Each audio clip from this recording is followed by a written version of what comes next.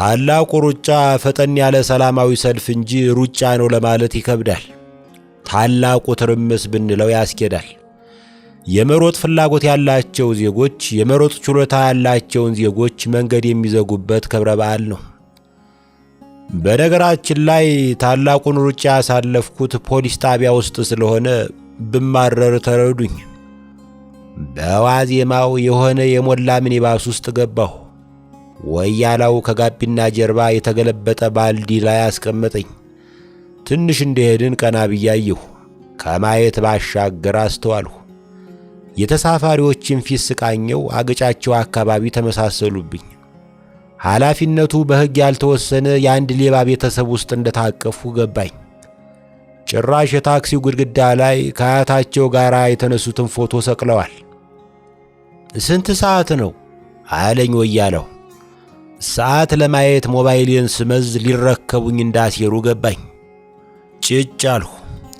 በውቄ የማንኩስ አራዳ ምርኩዝ የዘለለ በሸንኮራ አገዳ ይለኝ ነበረ ክበበው ገዳ። ሰዓት እየጠየቀህ እኮ ነው አለኝ ሹፌሩ። እጄን ወደ ኪሴ ስሰድ ወያላው ምራቁን ሞቅ አርጎ አጠ። የጉምዥት ምራቁ ወርዶ ባዶ ሆዱ ላይ እንደ አምፖል ሲከሰከስ ይሰማኛል። ሚኒባሱ ቸርችል ጎዳና እስኪደርስ ድረስ ኪሴን እየበዘበዝኩ ቀጠልሁ። በመጨረሻ ከግራ ኪሴ ውስጥ በሞባይል ማህደር ውስጥ የተቀመጠች ትንሽዬ ሴኮ ሰዓት አወጣሁና አሁን በኢትዮጵያ ሰዓት አቆጣጠር አደገኛ ሰዓት ላይ ያለሁ ይመስለኛል ብዬ መለስሁ።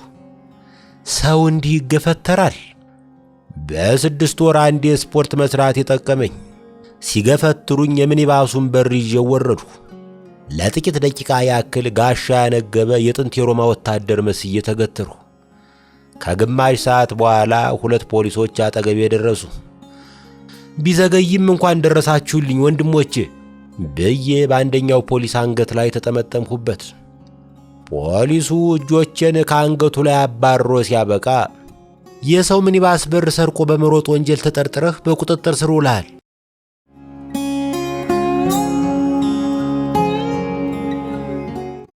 ባለፈው ሸዋፈራው ደሳለኝ ከአንዲት ቆንጅዬ ልጅ እግር ሴት ጋራ የቬሎ ይሁን የካሜራ ማስታወቂያ ሲሰራ የተነሳው ፎቶ ሚዲያውን አጥለቅልቆት ነበር። ሸዋ ከልጅቱ ጋር ለመቀራረብ የጢሙን ሽበት ቀለም በጎረሰ ብሩሽ ላስላስ አድርጎ ማብቀል የተሳነውን ደግሞ በደንብ ወልውሎ ለቀረጻ ቀርቧል። ያም ሆኖ የአብዛኛው ታዳሚ አስተያየት ውረጅብኝ ነበር።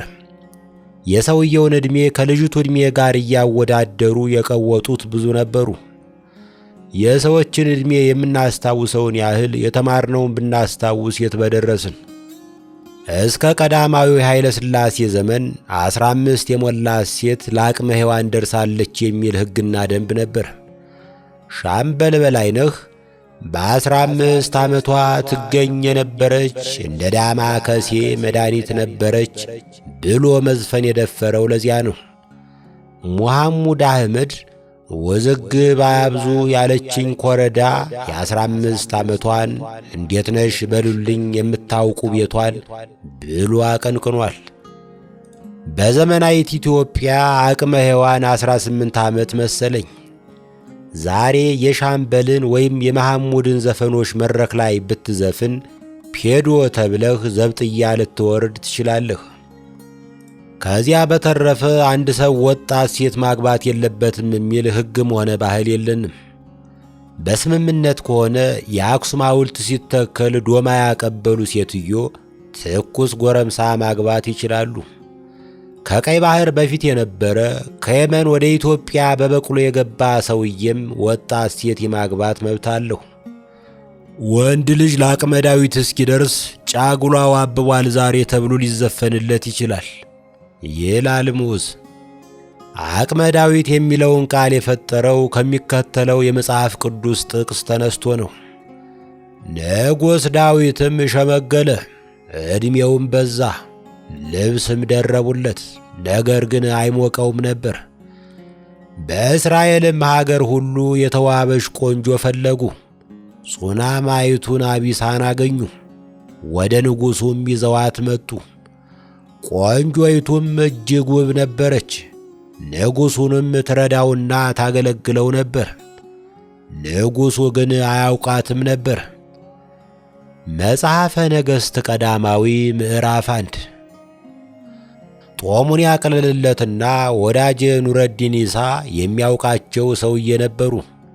75 ዓመት ሆኗቸዋል እና በሰባዎቹ ዕድሜ ሆነው አልጋ ላይ ንቁ ተሳትፎም ባይሆን ፍዝ ተሳትፎ ሲያደርጉ የወለዱት ልጃቸው ያገለግላቸዋል። ኑረዲን አንድ ቀን በወጣትነቶ የወለዷቸው ልጆቹ የዚህ ልጅ ያክል የሚረዱት አይመስለኝም ሲላቸው፣ ኧረ ተወኝ፣ በወጣትነቴ አጅሬን አቁሜ የወለድኳቸው ቆመው ቀርተዋል። በሽምግልና ዘመኔ አጅሬን ደገፍ አድርጌ የወለድኩት ብላቴና ግን ይደግፈኛል።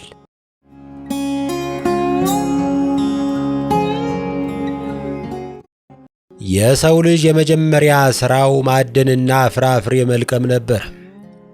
መሮጥ፣ ማባረር፣ መውጣት መውረድ፣ ከአንዱ ስፍራ ወደ አንዱ ስፍራ መፍለስ ተግባሩ ነበር። የሰው ተክለ ሰውነት ለእንቅስቃሴ እንዲመች ተደርጎ የተዋቀረ ነው። ከዕለታት አንድ ቀን የአዳም ዘር ተቧርኖ ከማደን ተቧርኖ ወደ ማረስ ተሸጋገረ። እንቅስቃሴው ውስን ሆነ። ያም ሆኖ ሰው እጁን እግሩን ከማሰራት አልታቀበም። አያቶቻችን እንዴት እንደኖሩ እናስብ። ሴቶች ከመንደራቸው ወዲያ ማዶ የሚገኝ ገበያ ሸቀጣቸውን አዝለው ረጅም መንገድ በሌጣ እግራቸው ይጓዙ ነበር። ወታደር ከወረኢሉ እስከ አምባላጌ ድረስ በእግሩ ይወዘወዛል። የቆሎ ተማሪ አንድ አኮፋዳውን በቁራሽ ለመሙላት 2-3 መንደር በእግሩ ያካልላል። የእኛን ኑሮ ደግሞ አስቡት። የምንኖረው በስልጣኔ ውስጥ ነው። ስልጣኔ ሰውን ከተንቀሳቃሽነት አውጥቶ ተቀማጭ አድርጎታል። ቢሮአችን ውስጥ በኮምፒውተራችን ፊት ለፊት ለረጅም ጊዜ እንጎለታለን። ታክሲ ውስጥ እንቀመጣለን። ምግብ ቤትና ካፌ ውስጥ አስተናጋጁ እስኪገላምጠን ዘለግ አድርገን እንቀመጣለን። ሰውነታችን ሊንቀሳቀስ እንጂ ሊዘፈዘፍ ስላልተፈጠረ ቀስ በቀስ ባዕድ አካልና ባዕድ ስሜት ይጎትታል። በአጭሩ ጮማና ድብርት ያፍነናል። ገፋ ገፋ አድርገህ ውጣ ዋቀበቱን፣ ልብ ያሰበው ነገር አይገኝ ዕለቱን ይላል ይርጋ ዱባለ። የቀደሙ ሰዎችን የልብና የአካል ጥንካሬ የሚያሳይ ዘፈን ነው። የዘመናዊው ትውልድ የኑሮ ዘይቤ ደግሞ በሚከተለው የሙሉቀን መለሰ ዘፈን ተንጸባርቋል። ሄድኩኝ ሄድኩኝና ቀረሁ ከዳገቱ፣ ሬሳሽን አንሺ በሏት ያችን ከንቱ። በጥንቱ ሕይወት ውስጥ ሰዎች ወደ ጅም አይሄዱም። የዕለት ተዕለት ውሏቸው ጅም ነበር። አሁን ረጅም መንገድ እንሂድ ብንል መንገዱ አይመችም። ፀሐይ እንደ ድሮው ልዝብ አይደለችም። በማይመሽ መንገድ በወበቅ ስር ጉዞ መንሸራሸር ሳይሆን እንደ ቃየል መቅበዝበዝ ነው። በመዲናችን ሰዎች በሙዚቃ የታጀበ የአካል እንቅስቃሴ እንዲያደርጉ የሚያግዝ ማህበር አለ። ኢትዮ ዳንስ ኤንድ ፊትነስ ይባላል። ከየአቅጣጫው ተጠራርተህ በተለያዩ ብሔረሰቦች ዘፈኖች በህብረት ትወዛወዛለህ። በአንዴ ኪነትና ስፖርትን ትቀዳጃለህ፣ በአንዴ ድብርትንና ትርፍ ጮማን ታራግፋለህ። እኔ እስከ ቅርብ ጊዜ ድረስ እምላወስ እንጂ ምንቀሳቀስ አልነበርሁም። የአክሱም ሐውልት ከኔ የተሻለ ይንቀሳቀሳል። በውዝዋዜ የደረጃ ምደባ በካሳ ተሰማና በካስማሰ መካከል የነበርሁ ሰው ነኝ። በዚህ ማህበር ከታቀፍኩ በኋላ ግን ወይዘሮ ደስታ ገብሬን አስንቃለሁ።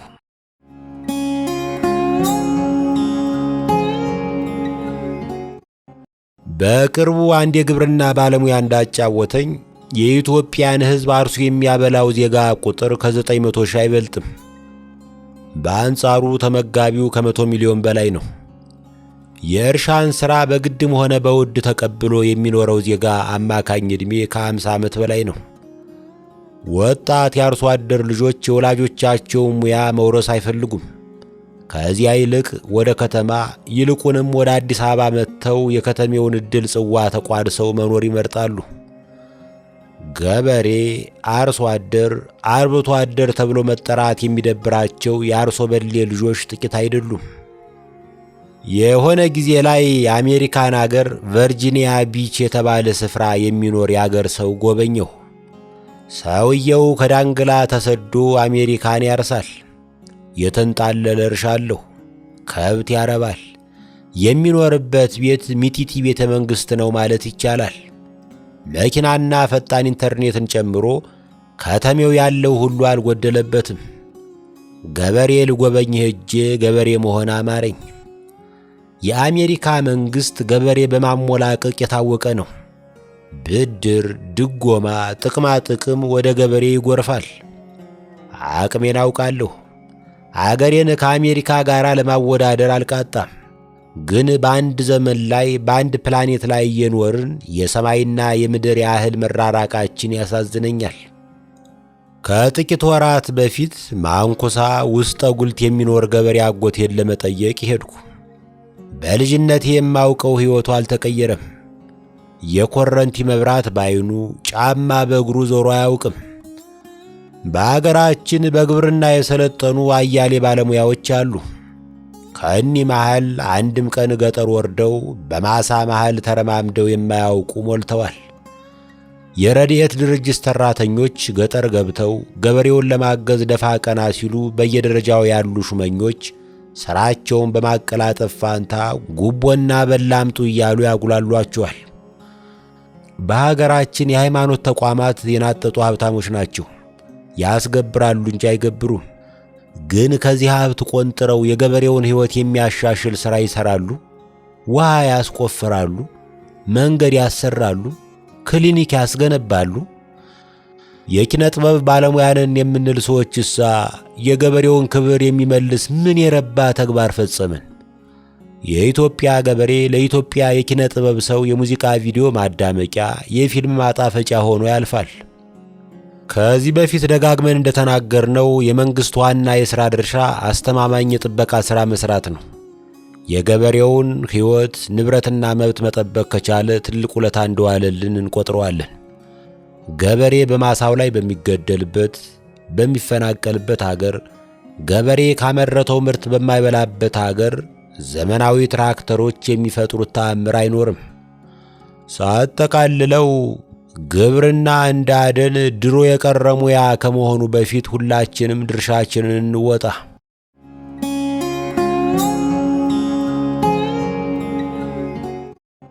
ስለ ጠለፋ በተነሳ ቁጥር ብልጭ የምትልብኝ ታሪክ አለች። የባለቅኔ መንግሥቱ ለማ አባት አለቃ ለማ ተርከዋታል። ጊዜው በዘመነ መሳፍንት ሳይሆን አይቀርም። ከመንግሥት የታዘዘ ጦር ከበጌ ምድር ወደ የጁ እየተመመ ነው። ሰራዊቱ ዋርላ ላይ ሲደርስ የሰራዊቱ መሪ ዐይናቸው አንድ ነገር ላይ አረፈ።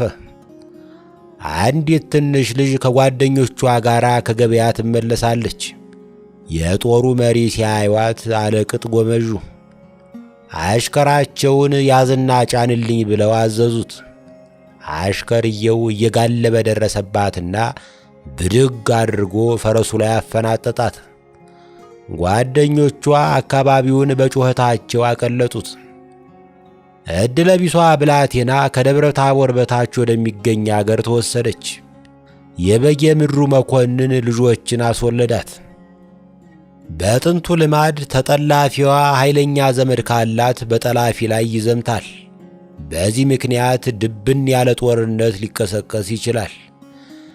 የዚህች ልጅ አባት ግን ለውጤ ኃይሉ የተባሉ አንድ የዋርላ ደብተራ ነበሩ። አቅማቸውን ገምተው ዝም ያሉ ይመስላል። ተጠላፊዋ ባለችበት ሆና አገሯን ልጅነቷንና ቤተሰቧን ስትናፍቅ ኖረች።